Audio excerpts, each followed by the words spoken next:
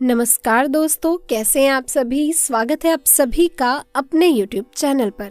दोस्तों, महाशिवरात्रि के दिन 2 चीज जरूर खा लेना, पूरे साल जमकर आएगा रुपया और पैसा। तो आज की वीडियो में जानेंगे वो कौन सी चीज है जिसे खाने से भोलेनाथ हम पर प्रसन्न होते हैं। दोस्तों, धर्म शास्त्रों के अनुसार प्रकृति का ये नियम है कि जो महाशिवरात्रि होती है वह गंगा जल के हर एक बूंद की तरह पवित्र मानी गई है, शुभ कारक मानी गई है। हमारे हिंदू परंपरा में शिवरात्रि का बहुत महत्व है और यह पर्व फागुन मास के कृष्ण पक्ष की चतुर्दशी को मनाया जाता है। माना जाता है कि इस दिन प्रकाश के रूप में शिव जी प्रकट हुए थे। शिव जी का विवाह माँ पार्वती के साथ इस दिन हुआ था। शास्त्रों के अनुसार माना जाता है कि महाशिवरात्रि के दिन से ही सृष्टि का आरंभ हुआ था। गरुड़ पुराण, सकंद पुराण, पद्म पुराण और अग्नि पुराण आदि में शिवरात्रि का वर्णन मिलता है। इस दिन अगर आप केवल पूजा पाठ भी करते हैं तो यकीन मानिए जीवन में सुख की प्राप्ति होगी। इस दिन भगवान भोलेनाथ की साधना करने से धन धान्य और सुख सौभाग्य में वृद्धि होती है। ये दिन भगवान भोलेनाथ को प्रसन्न करने का बहुत ही खास दिन माना जाता है। भगवान भोलेनाथ भोले भंडारी हैं। वे 1 लोटा जल से भी प्रसन्न हो जाते हैं, मात्र 1 बेल पत्र से भी अति प्रसन्न हो जाते हैं। लेकिन भगवान भोलेनाथ शीघ्र गुस्सा भी हो जाते हैं। जहाँ भगवान भोलेनाथ को कुछ चीजें प्रिय हैं तो वहीं कुछ चीजें अप्रिय भी हैं। कुछ चीजें ऐसी हैं जिनका अगर भगवान भोलेनाथ की पूजा में इस्तेमाल ना किया जाए तो भगवान भोलेनाथ का पूजन अधूरा रह जाता है।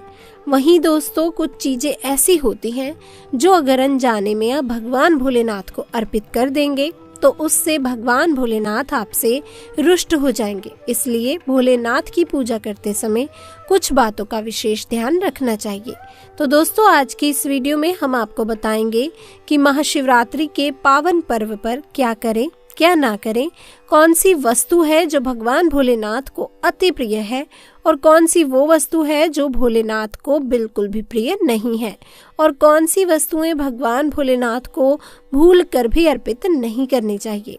आगे बढ़ने से पहले आपसे रिक्वेस्ट करते हैं कि वीडियो को लाइक जरूर कीजिएगा। दोस्तों, आप सभी को महाशिवरात्रि की हार्दिक शुभकामनाएं। आइए सबसे पहले जान लेते हैं कि महाशिवरात्रि के पावन पर्व पर क्या करना चाहिए जिससे भगवान भोलेनाथ और माँ पार्वती का आशीर्वाद हमें प्राप्त हो सके। महाशिवरात्रि के दिन भगवान भोलेनाथ की पूजा सफेद या लाल रंग के वस्त्र धारण करके ही करें। सफेद और लाल रंग के वस्त्र धारण कर भगवान भोलेनाथ का पूजन करना बहुत ही शुभ माना जाता है। यदि संभव हो तो इस दिन पूजा में बिना सिले वस्त्र पहने महाशिवरात्रि के पावन पर्व पर भगवान भोलेनाथ के शिवलिंग का पूजन अवश्य ही करें। दोस्तों, शास्त्रों के अनुसार महाशिवरात्रि के दिन ही भगवान भोलेनाथ शिवलिंग के रूप में प्रकट हुए थे, इसलिए इस दिन शिवलिंग का पूजन करना श्रेष्ठ माना जाता है। शिवलिंग का पूजन करने से भगवान भोलेनाथ और माँ पार्वती की असीम कृपा प्राप्त होती है। वैसे तो महाशिवरात्रि पर भगवान भोलेनाथ का पूजन रात्रि के 4 पहरों में किया जाता है, लेकिन भगवान भोलेनाथ का पूजन प्रदोष काल में भी अवश्य करना चाहिए। प्रदोष काल स्वयं भगवान भोलेनाथ का काल होता है।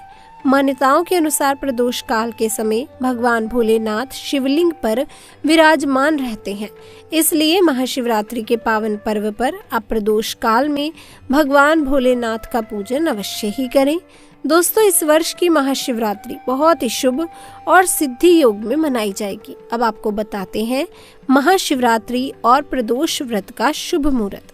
दोस्तों, प्रदोष व्रत की शुरुआत 17 फरवरी 2023 शुक्रवार को रात 11:36 पर होगी और इसका समापन 18 फरवरी 2023 दिन शनिवार को रात 8:02 पर होगा। उदय तिथि के अनुसार प्रदोष व्रत और महाशिवरात्रि व्रत 18 फरवरी को रखा जाएगा। दोस्तों, महाशिवरात्रि का मतलब है भगवान शिव का रात्रि के समय पूजन करना। इसे भगवान भोलेनाथ अति शीघ्र ही प्रसन्न हो जाएंगे और आपको मन चाहा वरदान देंगे। महाशिवरात्रि पर भगवान शिव के साथ माता पार्वती का पूजन भी अवश्य करें। ऐसा करने से आपको भगवान शिव के साथ माता पार्वती का भी आशीर्वाद प्राप्त होगा। महाशिवरात्रि के दिन भगवान भोलेनाथ के शिवलिंग पर बेलपत्र अवश्य ही अर्पित करें। बेलपत्र भगवान भोलेनाथ को अति प्रिय है। बेलपत्र के बिना भगवान भोलेनाथ का पूजन अधूरा माना जाता है। दोस्तों, बेल के एक पत्ते को बेलपत्र नहीं माना जाता। एक डंडी में जो 3 पत्तियां जुड़ी होती हैं उन्हें ही बेलपत्र कहा जाता है। एक डंडी में 3 जुड़े हुए बेलपत्र ही शिवलिंग पर अर्पित करें और चंदन से उन पर ओम नमः शिवाय लिखकर उन्हें अर्पित करें। ऐसा करने से भगवान शिव का आशीर्वाद आप सभी को प्राप्त होगा। दोस्तों, शास्त्रों में ये भी वर्णित है कि महाशिवरात्रि के दिन क्या नहीं करना चाहिए जिससे कि भोलेनाथ आपसे रुष्ट ना हो। तो आइए जानते हैं भगवान भोलेनाथ और माँ पार्वती की कृपा प्राप्त करने के लिए महाशिवरात्रि के पावन पर्व पर क्या नहीं करना चाहिए। महाशिवरात्रि के दिन देर तक ना सोएं। सुबह सूर्योदय से पहले उठकर स्नान कर लें।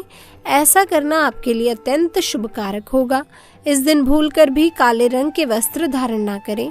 इस दिन काले रंग के वस्त्र धारण करना अशुभ माना जाता है। महाशिवरात्रि के दिन शिवलिंग पर चढ़ाई गई चीजों को बिल्कुल भी ग्रहण ना करें, क्योंकि दोस्तों शिवलिंग पर चढ़ाई गई चीजों को ग्रहण करना अशुभ माना जाता है। यदि आप शिवलिंग पर चढ़ा रहे हैं तो ध्यान रहे शंख से आप जल बिल्कुल भी ना चढ़ाएं।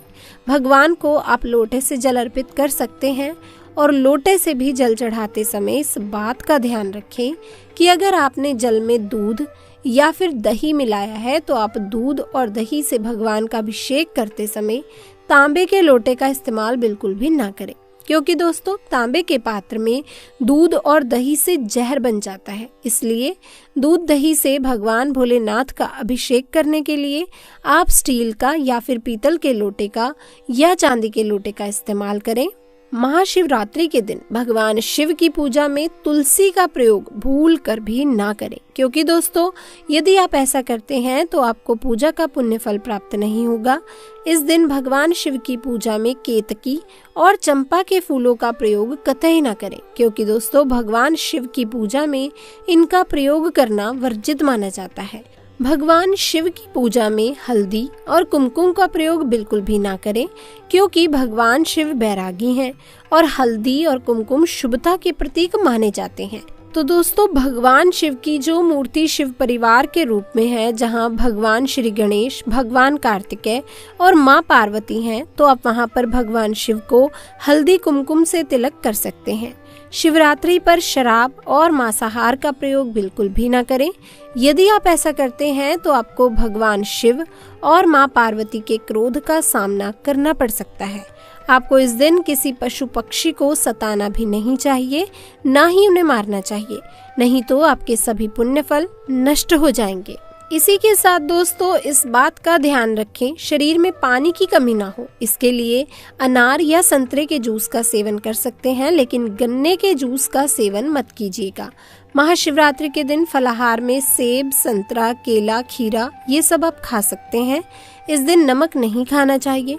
बहुत से लोग हैं जो कि सेंधा नमक इस्तेमाल में लेते हैं, तो आप वह खा सकते हैं, कोई दिक्कत नहीं है, लेकिन सफेद नमक को मत खाइएगा या फिर काला यानी ब्लैक सॉल्ट को मत खाइएगा। इसी के साथ दोस्तों अब हम जानते हैं वो 2 चीज कौन सी हैं जो हमें शिवरात्रि पर खानी ही चाहिए। पहली व खास चीज जो शिवजी पर अर्पित भी की जाएगी और खाई भी जाएगी वह है पंचामृत। आप पंचामृत जरूर अर्पित कीजिएगा और बाद में उसको प्रसाद के रूप में जरूर खाइएगा। इसी के साथ जो दूसरी चीज है वो है बेर। दोस्तों महाशिवरात्रि पर बेर को शिवलिंग पर अर्पित करना और खाना बहुत ही उत्तम माना जाता है। तो ये थी वो 2 चीजें जिन्हें आप जरूर ग्रहण कीजिए, जिससे आपको शुभ फलों की प्राप्ति होगी। तो दोस्तों आज की वीडियो में बस इतनी ही जानकारी। आपको ये वीडियो में दी गई जानकारी कैसी लगी कमेंट सेक्शन में आके हमें जरूर बताइएगा। साथ ही वीडियो लाइक कीजिए, शेयर कीजिए और चैनल को सब्सक्राइब करना बिल्कुल ना भूलिए। आप सभी को महाशिवरात्रि की हार्दिक शुभकामनाएं।